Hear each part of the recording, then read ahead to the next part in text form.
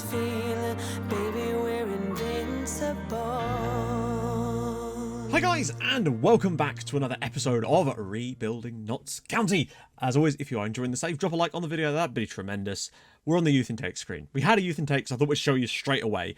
We do have a 5-star player from it. I wasn't actually expecting one this year, given what they said, but they did say excellent, and so this is what we've got. The best three sort of worth talking about is Harrison Norburn, who's a young winger. He actually does have good crossing and dribbling, in fairness. Not the best in terms... Actually, his composure isn't too bad either. He's also 6'6". 6'6" winger with good crossing and dribbling.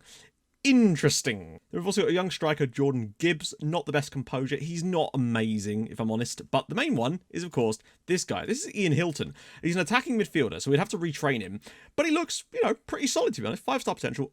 Arrives late in opponents' areas and marks opponents tightly. I don't know why he's got marks opponents tightly, so we'll have to try and get rid of that. Move him a little bit further back, but solid-ish passing, okay vision, great work rate, solid determination. First touch is all right. Technique's solid. He looks like a reasonably solid player for a 16-year-old. Anyway, fickle personality, so that will need to be looked at.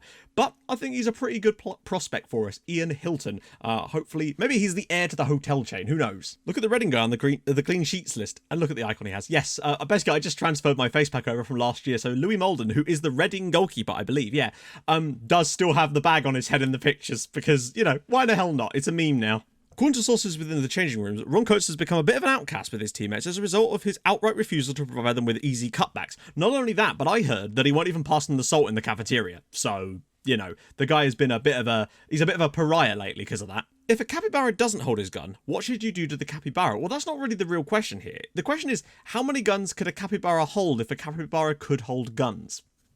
The real quiz. Season 5, Episode 4. Hopefully this doesn't send us into some massive spiral of horrendous results as it often does. But to be fair, we haven't seen like that at all. This managed to bounce back every single time. Season 5, Episode 5, that's 3 consecutive defeats. Yeah, sometimes it really do be like that.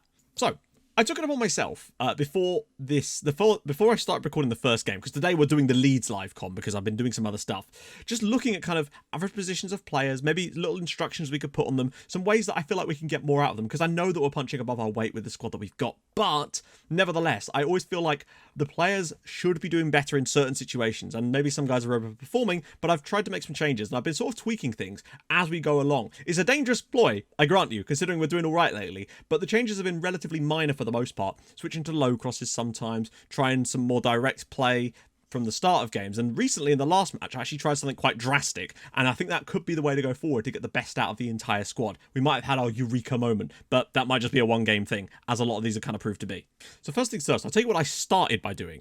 I put cross from the byline on our left back because he's not getting far enough forward, because he's meant to be getting further forward, so I wanted to be crossing from the byline. Maybe I will turn that off because it's harder to get into those positions to cross from the byline, so that might be something we'll look at potentially, but that's the ideal role for him. And I've also had the left winger crossing from deep and getting further forward. So again, I don't know if that's the idea. That was just the idea behind that was to get the left winger into the game a little bit more. But I do wonder if we maybe don't have him get so far forward and then just have him cross from deep instead, because I noticed they just weren't completing crosses at all. And I thought maybe that's because our striker's not tall enough. All sorts of things I've been playing with essentially. I also had our BBM get further forward, and I think that has actually had an effect for us, so that's a good sign. And lastly, we've got cross more often and cross from deep on the right back because of course he's not overlapping, and that means he won't get caught out quite so much, and he does have a good delivery, so I want to take advantage of that.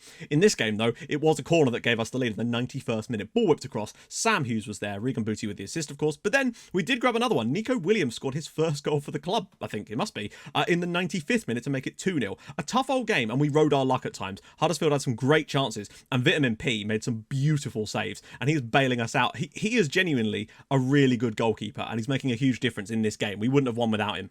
I also tried counter-press in that game, but it did not really work, and we moved to direct in the second half, which made a difference. Next up, though, it was against Brentford. A much, much better performance against them.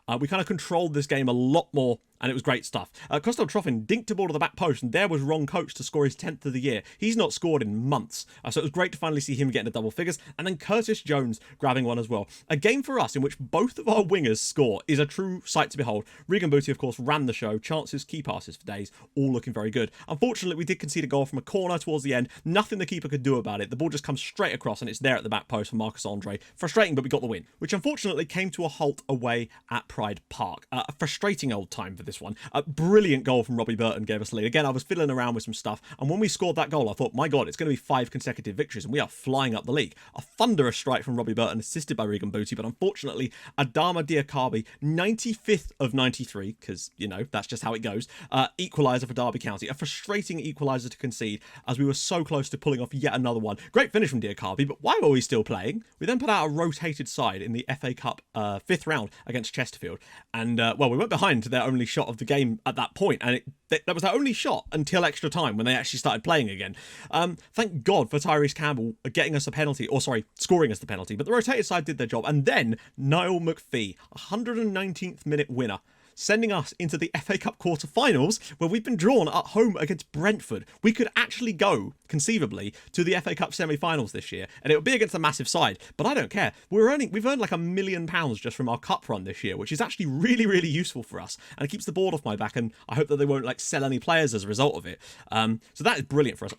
We made a lot hard work of it, but it was quite a rotated side, and eventually got the win over the line, and we're through to the 6th round. And then a frustrating one. We took the lead through Robbie Burton, who, thanks to this getting further forward and a bit more, has been chipping in with a few more goals now, and that's really, really confident. It's just nice to see him just add a few extras, and we kind of need that sometimes. Gave us the lead early on in this one with a really nice finish. But then, unfortunately, Millwall scored with their only shot on target of the game. Now, we say this quite a lot, but I do think there has got to be something to this, because it does irk me somewhat that I cannot remember a game in FM20 where my team has had a game where they've scored their only shot on target.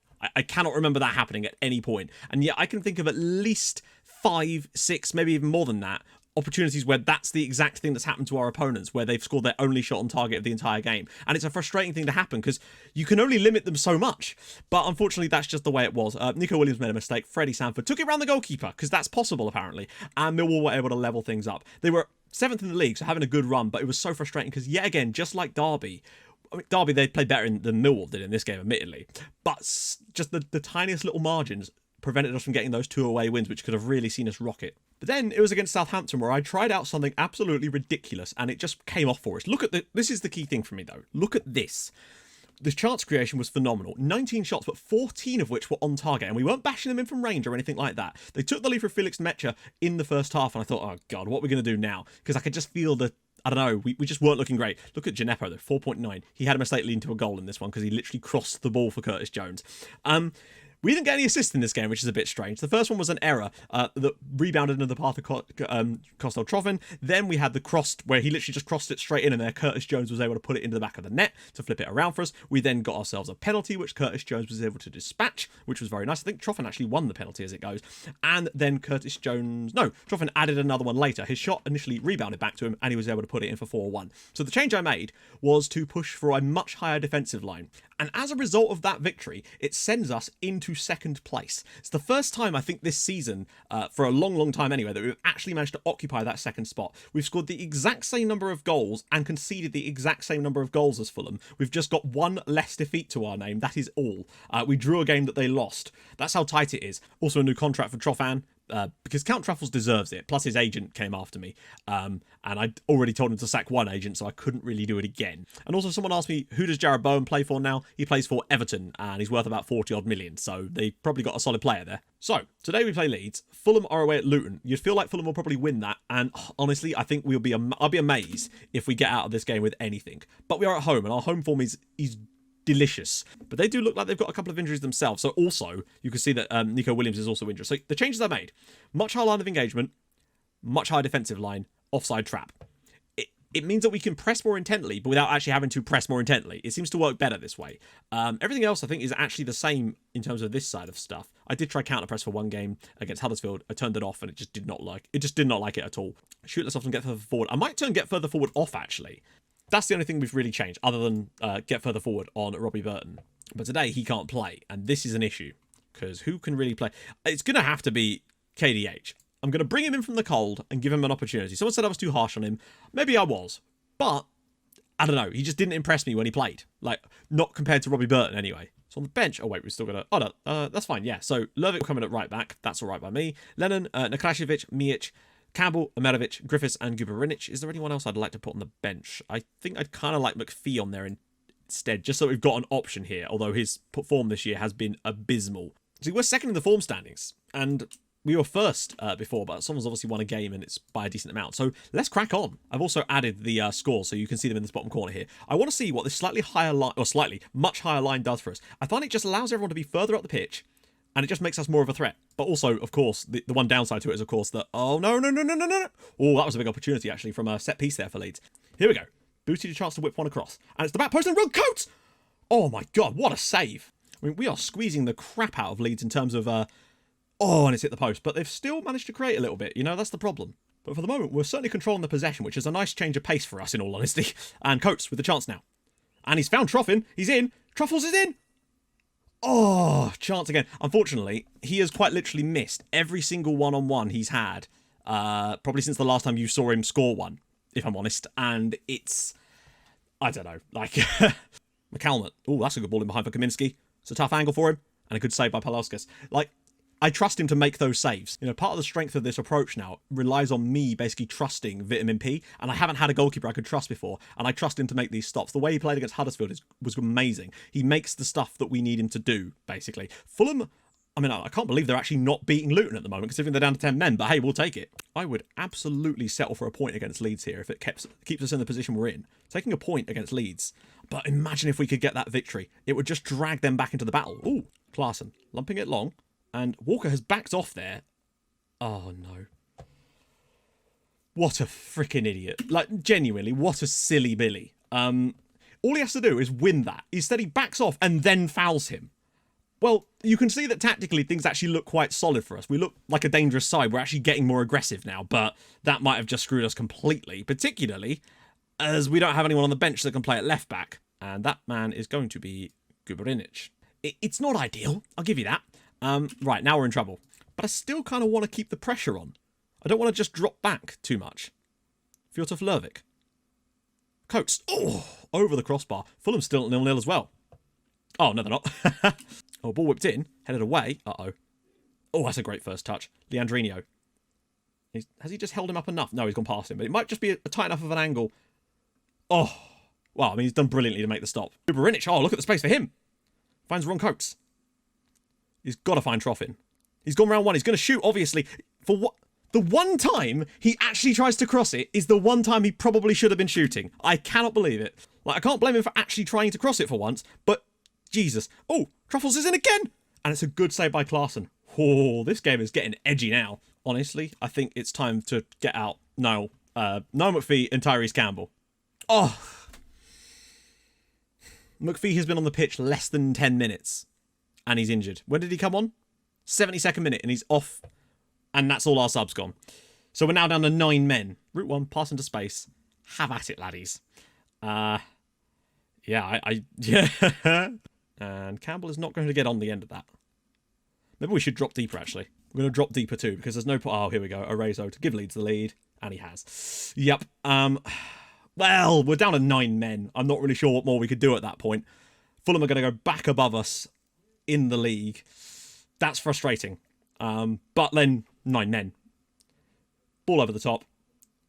You know that it's going in because when they get near the goalkeeper like that, they always go in. On the plus side, Josh Onomers just scored for Luton Town. Right. In that case, I'm just going to revert straight back to what we were doing because there's no point in us trying to defend this. One slice of luck we might have got is the fact that Luton have equalised against Fulham with 10 men. So that would actually still leave them above us, but only on goal difference now. Palauskas, he's got to find Ron Coates. Go on, lad. This is the one time I wanted to try and take people on. Ron Coates is through. He took an extra touch to make the angle worse for himself, almost. Leandrinho. Tyrese Campbell. We've got 9 men, remember. Blocked, but Coates will get there. Nobody in the box for him to cross it to, though. Campbell. Oh! Oh, he scored! Alexander Guberinic has equalised for Notts County. Would you bloody believe it? That's only his 2nd goal of the season, and we've equalised against Leeds at home with 9 men. Now, I'm going to have to change it back again. This time... I mean... Oh, what... It comes back to him twice. What a finish that is from Guberinic. He might have just rescued us here. Right, okay. Very quickly.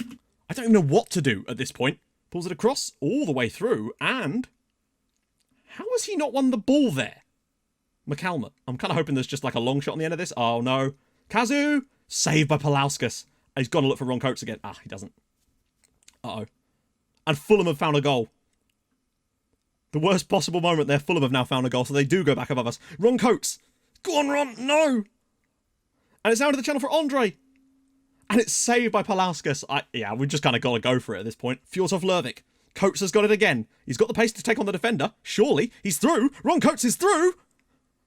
Oh, Ron. He did everything right up until the finish. This game just carries on. Coates. Fjortov Lervik. Ball across. Booty! Imagine if that had gone in. Oh, Christ. We're not done yet. But Luton have equalised against Fulham. Whips it all the way through. And Klaassen is there. But we are done for the night, surely now. And there we go. Notts County 1. Leeds United 1. We could have won it. They could have won it. Alexander Guberinic is man of the match. What a bloody game. A red card, an injury, we finish with 9 men and we still get a point against Leeds United, top of the league. But you can see what I mean about how aggressive we are now. We're suddenly getting way more chances, shots on target, albeit we gave up a lot because obviously 9 men. Bloody hell, what a game. That's one for the ages. And after all that, Fulham's late winner was cancelled out by Collins, and as a result of that, we are somehow still in the promotion places. Incredibly. What a pair of matches going on at the same time. West Brom aren't exactly far behind as well, though. But what a huge point that is. We stay unbeaten as well, which is crazy. I mean, look at the unbeaten run we're actually on now. If you exclude... Well, actually not unbeaten, sorry. We've had 1 defeat in all of that time, which is amazing. So, next episode, it's got to be a double live com of Reading and Reading and QPR, because they're both in the playoffs. Huge games, and then we'll finish it off in the final episode of the season with West Brom as well, and Middlesbrough. Although there could be more after that, because I still have a horrible feeling we're going to end up in the playoffs. Because that was quite something, but we do look better now. Anyway... If you've enjoyed this episode, drop a like, that'd be glorious. If you're new to the channel, subscribe, that'd be brilliant as well. And as always, hold your gun, capybara. Thank you so much for watching. Bye-bye.